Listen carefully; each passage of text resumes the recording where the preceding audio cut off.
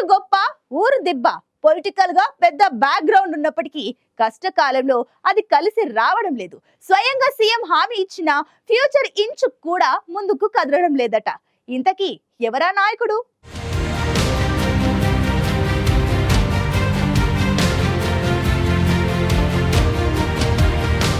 ఈయనే ఆ నాయకుడు ధర్మపురి సంజయ్. ఉమ్మడి ఆంధ్రప్రదేశ్లో 2 సార్లు పీసీసీ చీఫ్ గా పనిచేసిన బడా లీడర్, దివంగత డిఎస్ పెద్ద కుమారుడు. నిజామాబాద్ పొలిటికల్ స్ట్రీట్ లో ధర్మపురి ఫ్యామిలీకి మంచి మైలేజ్ ఉంది. డిఎస్ పీసీసీ చీఫ్ గా చక్రం తిప్పారు. నాడు సీఎం పదవి కొద్దిలో చేజారిందని చెప్పుకుంటారు. తెలంగాణ రాష్ట్రం ఏర్పాటయ్యాక కాంగ్రెస్ ను వీడి గులాబీ పార్టీ గూటికి వెళ్లారు డిఎస్. రాజ్యసభ సభ్యుడయ్యారు. ఆపై కారు దిగి సైలెంట్ అయ్యారు. ఇప్పుడు ఆయనే లేరు. కానీ తండ్రి హవా సాగిన సమయంలో చక్రం తిప్పిన ధర్మపురి సంజయ్ రాజకీయ జీవితమై డైలమాలో పడింది.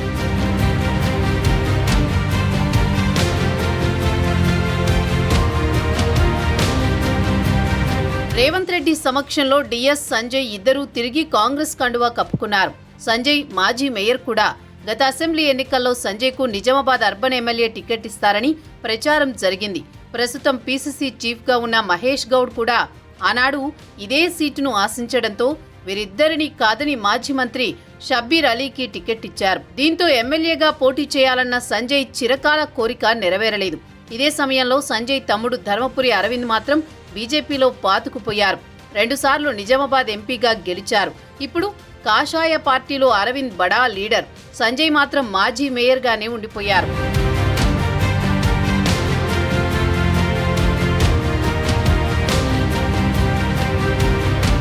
సంజయ్కు తప్పకుండా ఎమ్మెల్యే టికెట్ ఇస్తామని అప్పట్లో డిఎస్కు రేవంత్ రెడ్డి మాట ఇచ్చారని ప్రచారం జరిగింది. అది కాలేదు. ఆపై డిఎస్ మరణం తర్వాత ఆ ఫ్యామిలీకి మంచి పదవి ఇస్తానని మాట ఇచ్చారట. ఏడాది దాటిపోయింది. ఆ మాట ఊసు లేదు, ఉలుకు పలుకు కూడా లేదు. కాంగ్రెస్లో సంజయ్ ఒంటరయ్యారు. కార్పొరేషన్ పదవి ఇస్తారని, నుడా చైర్మన్ను చేస్తారని ప్రచారం జరిగినా అది ప్రచారంగానే ఉండిపోయింది.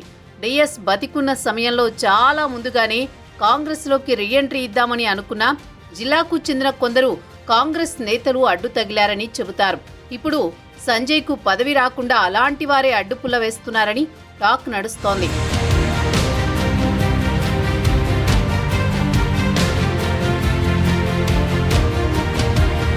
ప్రస్తుతం కాంగ్రెస్ పార్టీలో ధర్మపురి సంజయ్ కనిపించడం లేదు. కాంగ్రెస్లోనే ఉన్నప్పటికీ జిల్లా కాంగ్రెస్ భవనానికి రావడం లేదట. ఒక బలమైన నేత సంజయ్కు పదవి రాకుండా అడ్డుకుంటున్నారనే ప్రచారం ఉంది.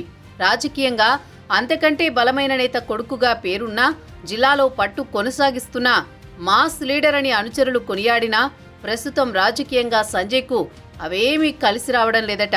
కాకపోతే సీఎం రేవంత్ రెడ్డితో సంజయ్ ఎప్పటికప్పుడు టచ్లో ఉన్నట్టు సమాచారం.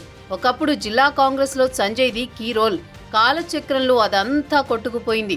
తమ్ముడు అరవింద్ బీజేపీలో రాణిస్తున్నా అన్న సంజయ్ సంగతే అగమ్యగోచరంగా ఉందంటున్నారు ధర్మపురి ఫ్యామిలీని అభిమానించేవారు. ఇప్పుడు సంజయ్ సైతం గతంలో రేవంత్ రెడ్డి ఇచ్చిన హామీపైనే నమ్మకం పెట్టుకున్నారట.